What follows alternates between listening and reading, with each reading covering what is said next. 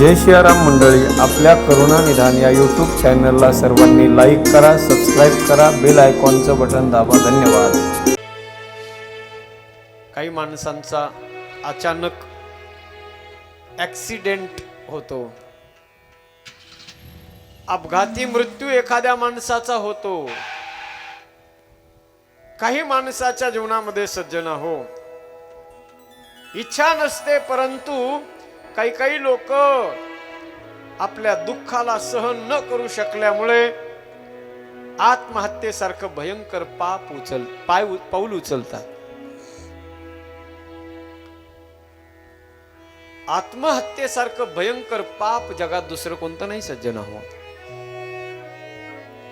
कशीही परिस्थिती येऊ द्या, कितीही वाईट वेळ जीवनात येऊ द्या, एक लक्षात ठेवा, एक वाक्य ध्यानात ठेवा, एक मनामध्ये आपल्या कोरून ठेवा वाक्य.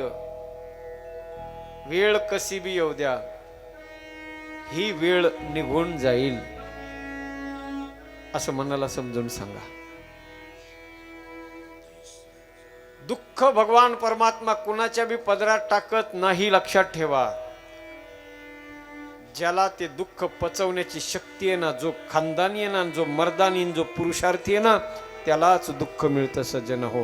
निभळट माणसाला दुःख बी भेटत नाही. जो दुःख हे नाव ऐकूनच पळून जातो, देव त्याला कशाला दुःख तरी देईल. दुःख कोणाला बी नाही मिळत. आणि दुःख जर जीवनामध्ये आलं तर समजून घ्या की भगवान परमात्म्याची कृपा आपल्यावर व्हायला लागली. माझे गुरुदेव राष्ट्रसंत मोरारी बापू यांचं वक्तव्य सांगतो. आपल्या जीवनामध्ये जर खूप आनंद असेल, खूप ऐश्वर जर असेल, तर समजावं आपल्यावर भगवंताचं प्रेम आहे. आणि जर आपली परिस्थिती भजन करून सुद्धा, परमार्थ करून सुद्धा जर आपली परिस्थिती ढासाळत असेल, तर समजावं ही भगवंताची कृपा होत आहे आपल्यावर. ज्याच्यावर त्याला कृपा करायची असते ना सज्जन हो, त्याला तो गरीब ठेवत असतो. पण एकदा का कृपा झाली की मग जीवनामध्ये काहीच कमी नाही सज्जन हो.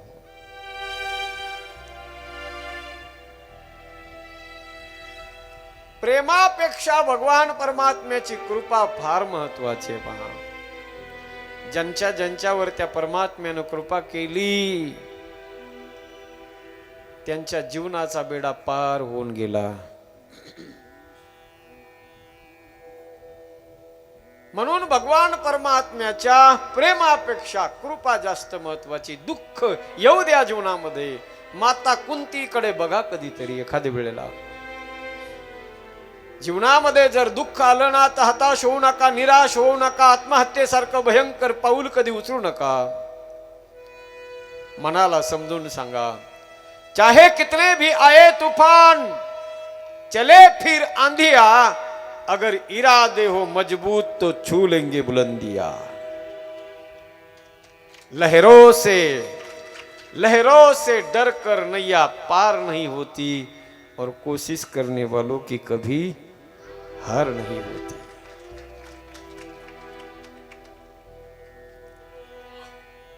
समर्थपणे प्रत्येक परिस्थितीचा सामना माणसानं केला पाहिजे. आत्महत्येसारखं भयंकर पाऊल उचलू नये.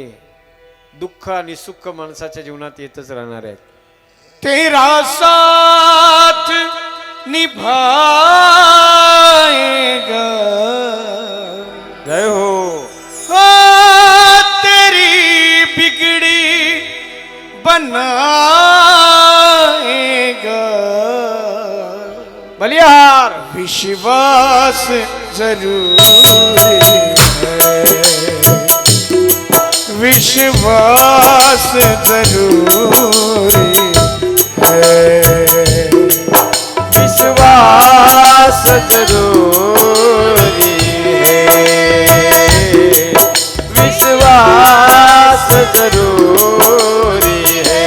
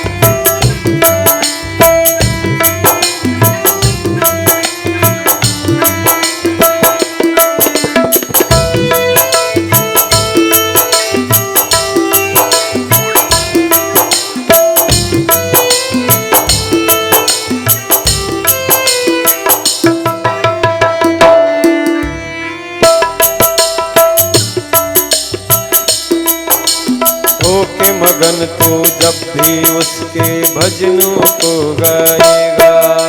भजनों को गाएगा प्यारे भजनों को गाएगा। ओ गर हो भरोसा पक्का तेरे सामने वो आएगा। तेरे सामने वो आएगा, तेरे सामने वो आएगा। प्यास नैनों की बुझाएगा, प्यास नैनों की बुझाएगा। पर प्यास जरूरी है, पर प्यास जरूरी है। तेरा साथ निभाएगा, तेरी बिगड़ी बनाएगा। विश्वास जरूरी है, विश्वास जरूरी है। राधे राधे राधे राधे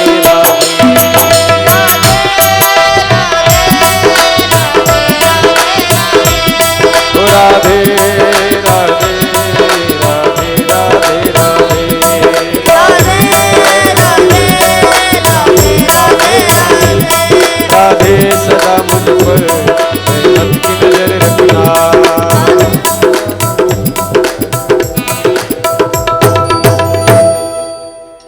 बोलिए कृष्ण कन्हैया लाल की। उद्यापासून आरतीच्या शेवटी हार ज्यांना घालायचे ना, शेवटच्या आरतीच्या अगोदर 5 मिनिटं देतो तुम्हाला, चालेल ना? म्हणजे विक्षेप होत नाही, गडबड होत नाही. हा, सोनवणे परिवार या भागवतासाठी प्रमुख यजमानाच्या भूमिकेत आहे.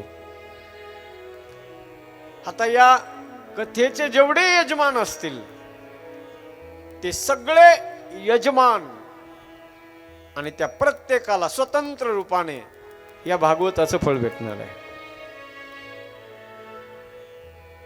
कारण या जगामध्ये प्रयोजनम अनुद्देश्य मंदोपी न प्रवर्तते. साधा 100 रुपयात संपन्न होणारा सत्यनारायण माणूस बिना कामाचा करीत नाही. 100च रुपयात सत्यनारायण होतो. 50 रुपयाच्या खारी खोबरं वाटी सुपारी आणि 50 रुपये ब्राह्मण काकाची दक्षिणा.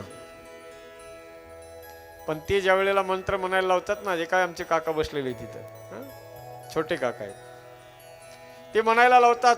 तुमच्याकडं कसं आहे मला माहिती नाही, आमच्याकडचं सांगतो.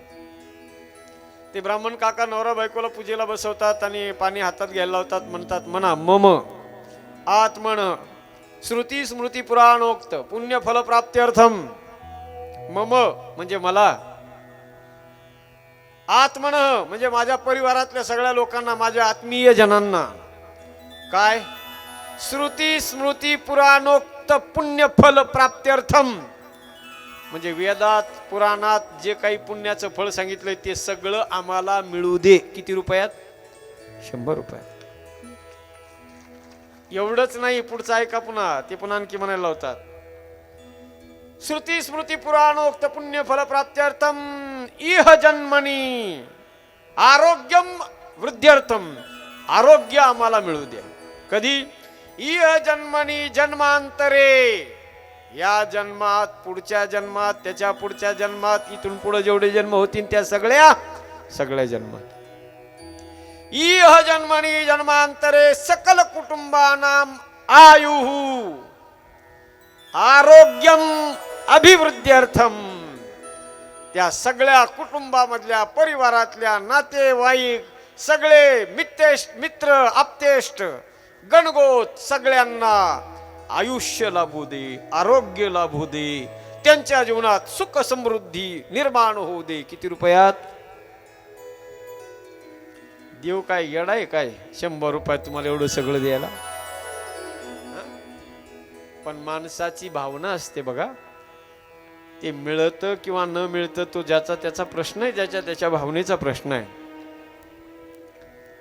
पण कथा ज्या वेळेला आपण करत असतो ना सज्जन हो, तर प्रत्येकाला ज्या वेळेला आपण आपल्या संसार प्रपंचातून 2 पैसे खर्च करतो चांगल्या पवित्र कार्यासाठी, त्यावेळेला आपली भावना असते की आपल्याला त्याचं काहीतरी परमार्थाच्या अंगानं बेनिफिट मिळावं पुण्याच्या माध्यमातून,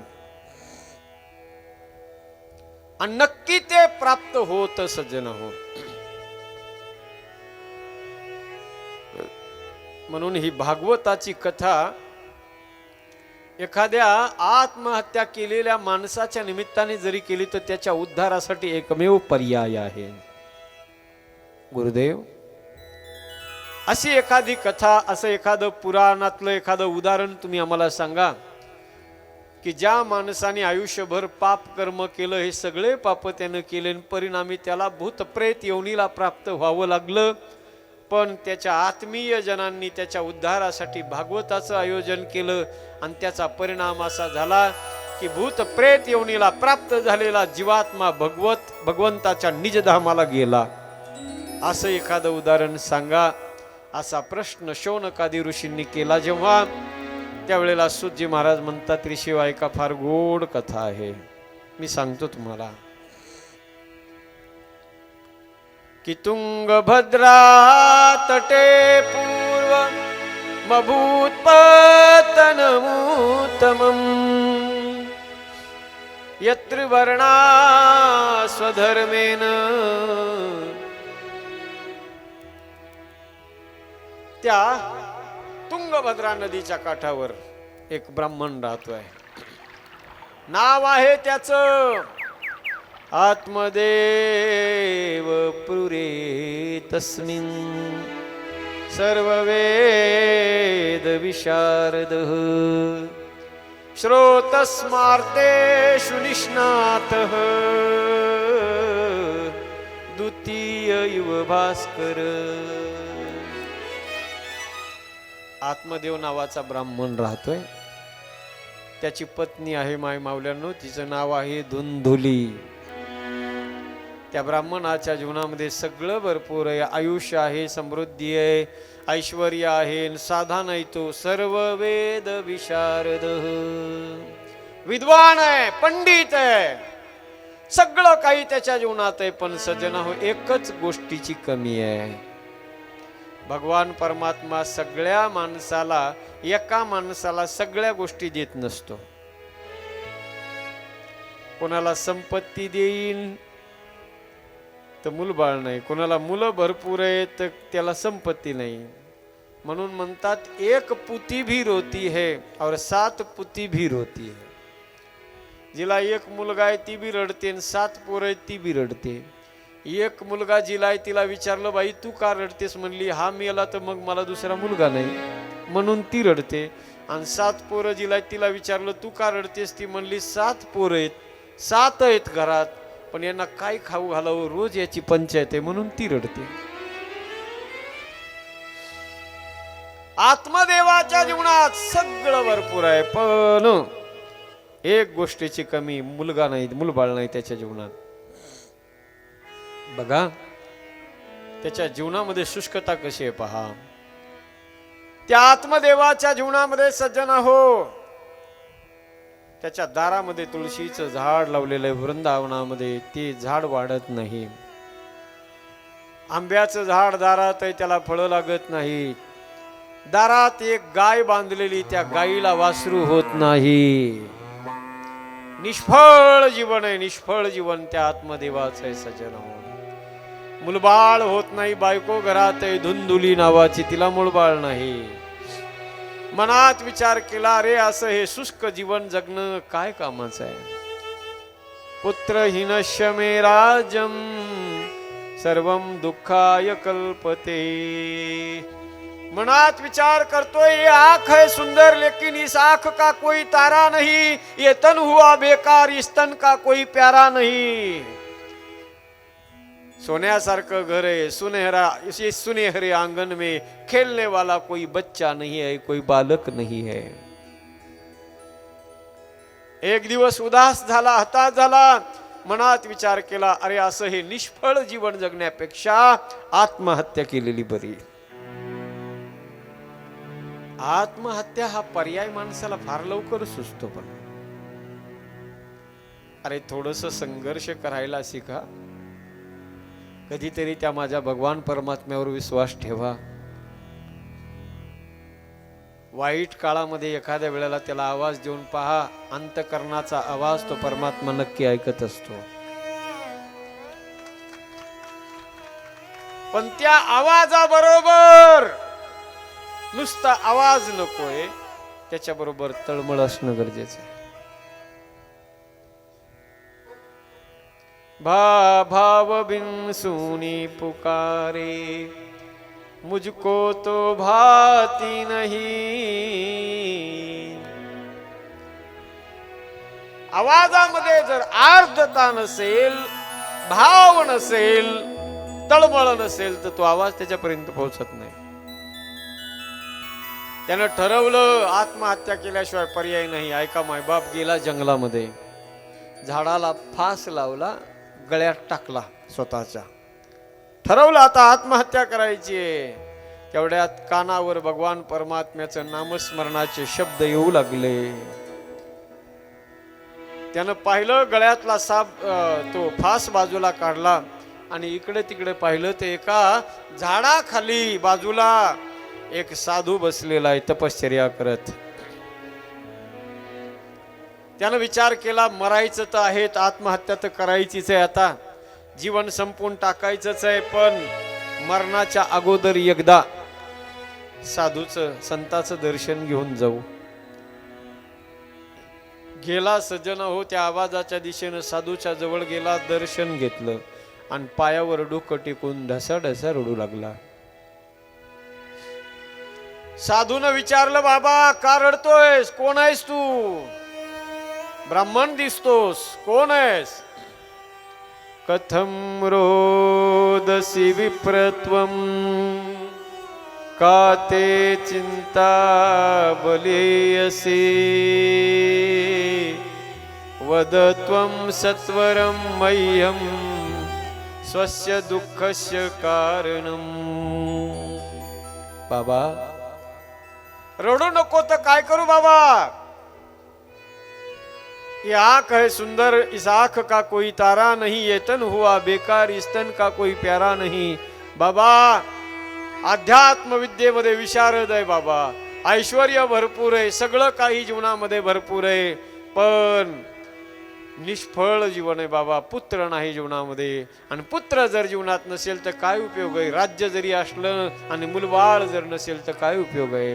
करोडो रुपयाची संपत्ती काही काही लोकांच्या जीवनामध्ये असते सज्जन, करोडो रुपयाची संपत्ती आहे, पण भगवान परमात्म्याने त्यांच्या झोळीमध्ये लेकरू बाळच दिलेलं नसतं, मुलबाळ नसतं. अशा लोकांना बघा तुम्ही, ती माणसं असा विचार करत नाही, देवानं आपल्याला भरपूर दिलंय, आता लेकरू बाळ बी नाही दिलेलं, ही संपत्ती काय आपण बरोबर घेऊन जाणार नाहीत.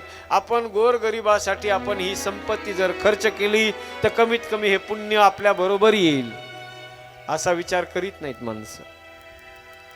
मरेपर्यंत ती संपत्ती आपल्या जवळच ठेवणार आणि तसंच मरून जातात.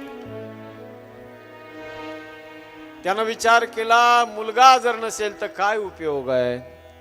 बाबा माझ्या जीवनामध्ये मला मुलगा पाहिजे, मुलगा. मी मरायला आलोय, इथं आत्महत्या करण्यासाठी आलोय, त्या झाडाला फास लावलेला आहे आणि मला आता मरायचंय, आत्महत्या करायची आहे.